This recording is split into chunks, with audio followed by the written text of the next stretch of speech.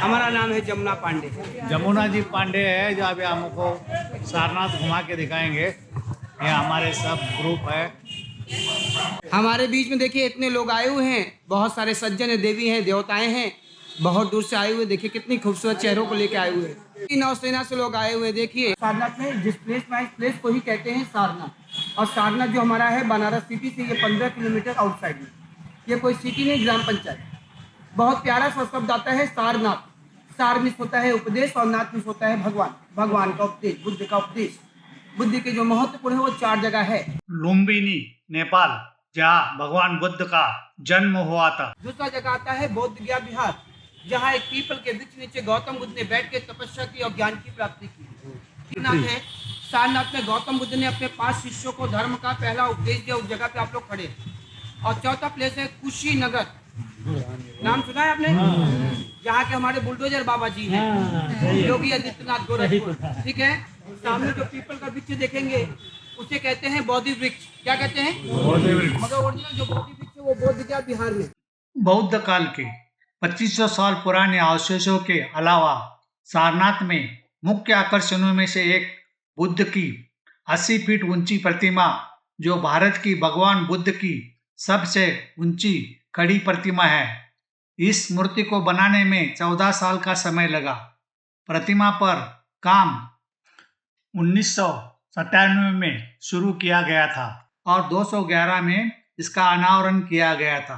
बुद्ध की यह खड़ी प्रतिमा सारनाथ के थाई बुद्ध विहार के परिसर में है। अभय मुद्रा में खड़ी इस बुद्ध की प्रतिमा को बनाने के लिए चुनार पहाड़ी, जिसका आपने पिछले वीडियो में चुनार किला देखा, वहां के बलुआ पत्थर से बनाई गई है। सारनाथ का एक मुख्य आकर्षण और भारत का राष्ट्रीय प्रतीक अशोक स्तंभा एक प्रभावशाली संरचना है, जिसके शीर्ष पर 4 शेर थे। ये 50 मीटर लंबा स्तंभ अशोक के स्तंभों में से सबसे प्रसिद्ध है, जो सारनाथ में बनाया गया था।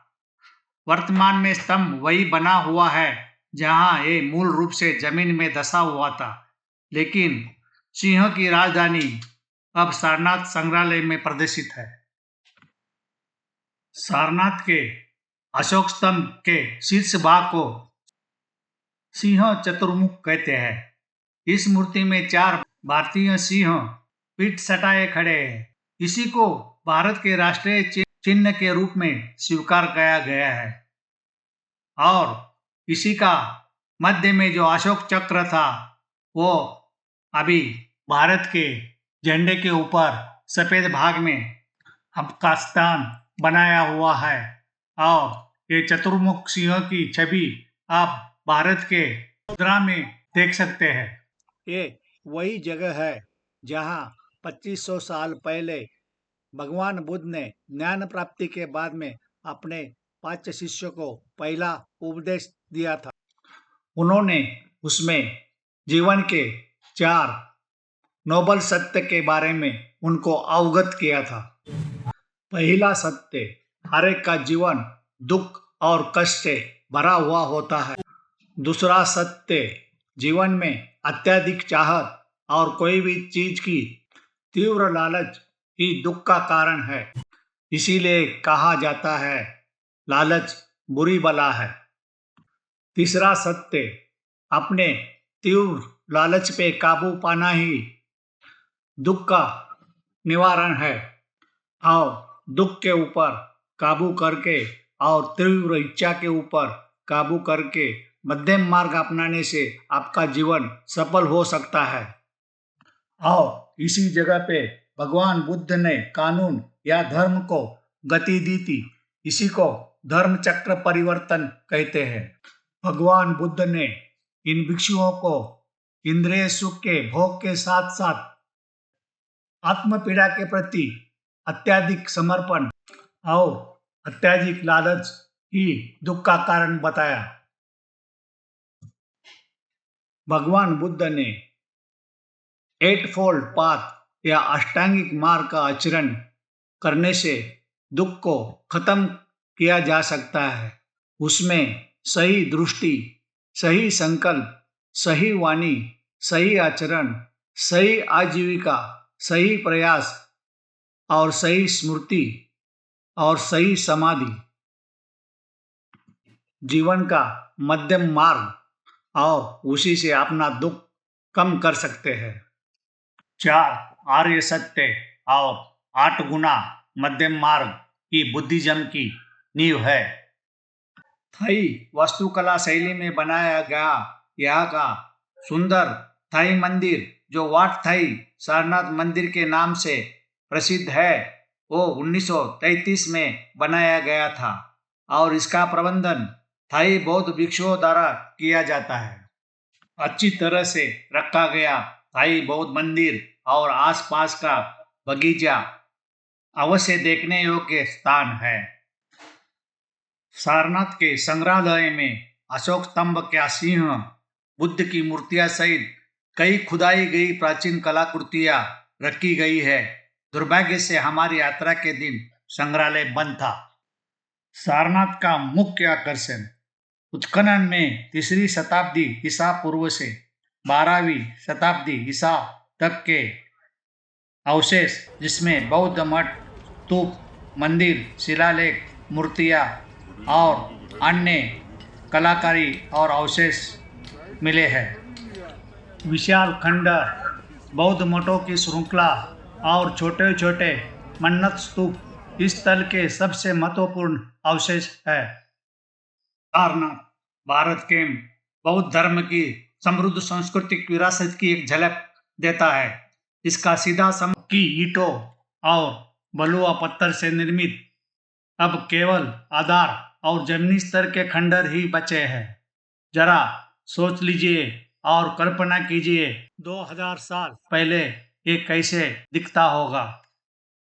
चलो सारनाथ के कुछ प्रसिद्ध खंडहरों के बारे में आज जान लेते हैं। साथियों, सबसे पहले हम धर्मराजी का स्तूपा के बारे में विस्तार से जानेंगे। इस स्तूप का निर्माण सम्राट अशोक ने बुद्ध के धातु के अवशेष को प्रतिष्ठापित करने के लिए किया था। ये पक्के ईंटों का गोल आधार मंच दिख रहा है, वो एक्चुअली एक बहुत बड़ी स्तूपा थी। दुर्भाग्यवश काशी नरेश चेत सिंह के दीवान जगत सिंह द्वारा भवन निर्माण के दोहन करने के उद्देश्य से इसको 1790 में तोड़कर यहाँ से ईंट पत्थर निकाले गए। बाद में किए उत्खनन में इसी के बगल में भगवान बुद्ध की धम्मचक्र परिवर्तन मुद्रा और भगवान बुद्ध की बोधिसत्व मूर्ति यहाँ पाई गई थी जो अभी यहाँ के म्यूजियम में रखी हुई है। इसी के बगल में जो बलुआ पत्थर के ढेर दिख रहे हैं वो किसी मंदिर के अवशेष के खंडर लग रहे हैं। पिलर्स और बहुत सारी नक्काशी उसके ऊपर बनाई गई है। प्राचीन सभ्यता से मंत्रमुग्ध होकर जब हम सारनाथ के खंडहरों से आगे बढ़ते हैं तो ये सोचने के लिए मजबूर होते हैं कि वो लोग 2000 साल पहले कितने उन्नत थे। सारनाथ के इस खंडर में घूमते हुए आपको पूरी तरह से लगेगा कि आप अलग दुनिया में पहुंचे हैं। इन छोटे छोटे गोल स्तूप को मन्नत स्तूप बोलते हैं। सारनाथ के निर्माण में चुनार पहाड़ी के बलुआ पत्थर और पक्की ईंटों का व्यापक उपयोग किया गया था। यहाँ के मोनो रेलिंग जिसको एकाश्म वेदिका कहते हैं, ये एकाश्म वेदिका 1904 में उत्खनन में प्राप्त हुई थी। इस वर्गाकार वेदिका की प्रत्येक भुजा 2.5 मीटर लंबी और 1.5 मीटर ऊंची है। अपने मूल रूप से यह संभवतः धर्मराजी का स्तूप के शिखर पर स्थापित थी। इनके ऊपर मिले हुए शिलालेख से ये मालूम होता है कि ये 300 साल ईसा पूर्व यहाँ चुनार पहाड़ी से लाए गए थे। विशाल सुनियोजित बौद्ध बस्ती में 7 विहारार्थ और मठ थे। ये खंडर ही बताते हैं कि यहाँ के इमारतें कितनी बुलंद होगी। सारनाथ का और एक आश्चर्य चुनार के सैंडस्टोन से बना 15.5 मीटर लंबा अशोक स्तंभ राजा अशोक के ईसा पूर्व 3री शताब्दी का है। स्तंभ के टुकड़े उस स्थान पर प्रदर्शित है जहां वह खड़ा था। शीर्ष पर 4 सिंह और धर्मचक्र का भाग संग्रहालय में है, जो कि अभी भारत का राष्ट्रीय प्रतीक है। स्तंभ पर 3 शिलालेख है। उसमें से एक प्राचीनतम मौर्यकालीन ब्राह्मी लिपि में अशोक का शासन आदेश है। अशोक स्तंभ की पूरी जानकारी आप यहाँ देख सकते हैं। अशोक स्तंभ पे अंकित तीनों शिलालेखों का अंग्रेजी में अनुवाद इस बोर्ड पर लिखा हुआ है। सारनाथ में आपको आश्चर्यचकित करने वाले बहुत सारे प्राचीन खंडर है। उसमें से एक पंचायतन मंदिर, जो कि जमीन के नीचे है, इसलिए उसको डूबा हुआ मंदिर कहते हैं। यह मंदिर गुप्त काल का 4वीं या 6वीं शताब्दी ईसा पूर्व का है और एक प्रकार से हिंदू मंदिर की संरचना है। इसमें मध्य में एक मुख्य मंदिर और उसके चारों तरफ 4 और मंदिर। सारनाथ में भगवान शिव, ब्रह्मा और गॉडेस तारा की भी मूर्तियां पाई गई थी। इससे आप समझ सकते हैं कि सारनाथ न सिर्फ प्राचीन बौद्ध बस्ती थी, लेकिन उसके बगल में एक जैन मंदिर भी पाया गया है। सारनाथ महान भारतीय इतिहास का प्रतीक और बौद्ध धर्म का एक केंद्र था। पंक्तिबंद छोटे मन्नत स्तूप हमें आश्चर्यचकित करते हैं कि इतने सारे स्तूप क्यों बनाए गए होंगे। प्रत्येक की कुछ तो कहानी होगी जिसे समझना बहुत मुश्किल है। इसके अंदर किसके अवशेष रखे हैं वो भी जानना मुश्किल है। प्राचीन पथ और सारनाथ के बुद्धिस्ट खंडरों से होके हम लोग पहुंचे हैं धम्मेक स्तूपा, जो बौद्ध धर्म के इतिहास के सबसे महत्वपूर्ण स्मारकों में से एक है। धम्मेक स्तूप बौद्ध धर्म के गहन इतिहास के प्रमाण के रूप में खड़ा है। इसे गुप्ता काल में 500 ईसा में बनवाया था, जो 250 ईसा पूर्व में सम्राट अशोक द्वारा बनाई गई पुरानी संरचना की जगह ली गई थी।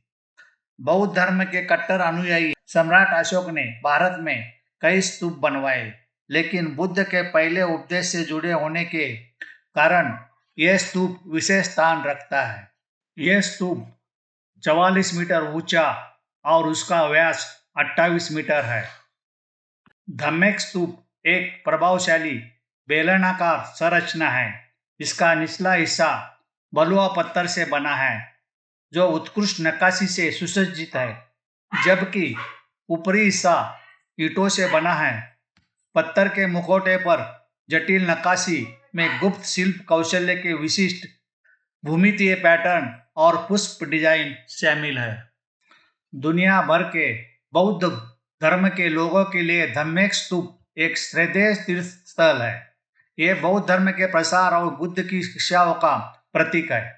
तीर्थयात्री और पर्यटक इस स्थल पर अपनी श्रद्धा अर्पित करने, ध्यान करने और आध्यात्मिक वातावरण को अवशोषित करने के लिए आते हैं।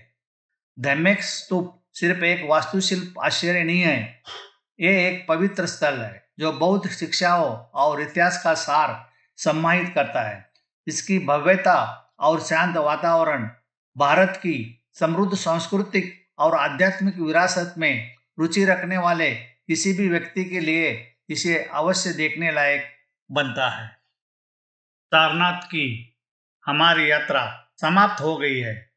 मेरे चैनल को सब्सक्राइब करें और पोस्ट को लाइक करें, कमेंट करें। आपका दिन शानदार हो। बुद्धं शरणं गच्छामि।